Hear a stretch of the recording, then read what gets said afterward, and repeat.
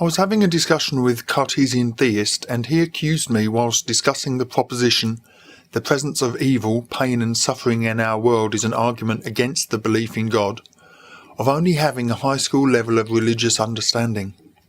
He may well be right. I don't have the sophisticated levels of argumentation and logic utilised by the incredible atheist Dark Antics, or even theists like William Lane Craig or Cartesian theist himself. But the question is, should I have to? A 2-year-old child can provide a generally accurate response to the question, does my mother love me? Complete with supporting evidence.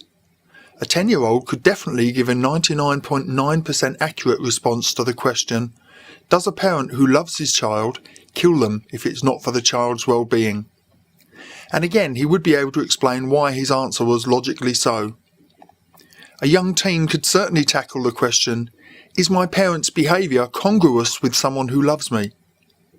So in answer to Cartesian theist and all the other theist philosophers who try to explain that one needs a religious historian's understanding of nuance, metaphor, historical context and linguistics to understand that when the Bible talks about eternal suffering in a lake of fire, that it doesn't mean a literal lake and that actually mere annihilation is the action of a loving God, or that killing and rape and slavery were not examples of immorality but merely God revealing himself over time, I call total bullshit.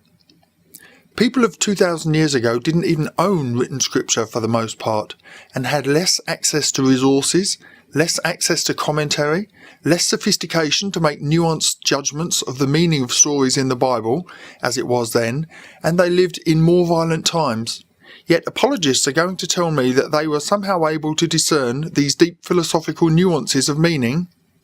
Damn, even today's professional Christians and philosophers can't agree on this stuff, with all the intellect, all the global research, all the millions of educated voices engaged in discussion.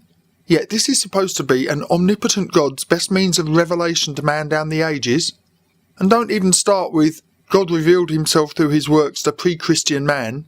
If Yahweh, God of the Bible, is so clearly revealed through his works, decent, moral people down the ages in all cultures would not instead see so many other gods.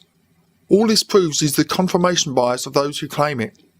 They see wonderful nature and already believing that Yahweh created it, they assume that nature is in some way a signpost to him alone. And what about horrible nature? Cancer, malaria, animals eating each other, plagues, famines, extinctions, mutations. Do they see Yahweh's hand in that too? Do I need a degree in philosophy to discern if a friend cares for me? Do I need a degree in parenting to know whether or not a parent who drowns her children is a good parent? Should I need that level of education to discern those things? Of course not. So when someone tells me that I'm simply not educated enough to understand God's love for us all, a love that every man is supposed to be able to discern as self-evident in order to accept salvation, or worse still, against all logic take on faith, I simply have to laugh at the contradiction and the blind arrogance of these people who have to spend years of study, usually in philosophy, in order to convince themselves against what a child can usually discern, that black is not white and murder is not love.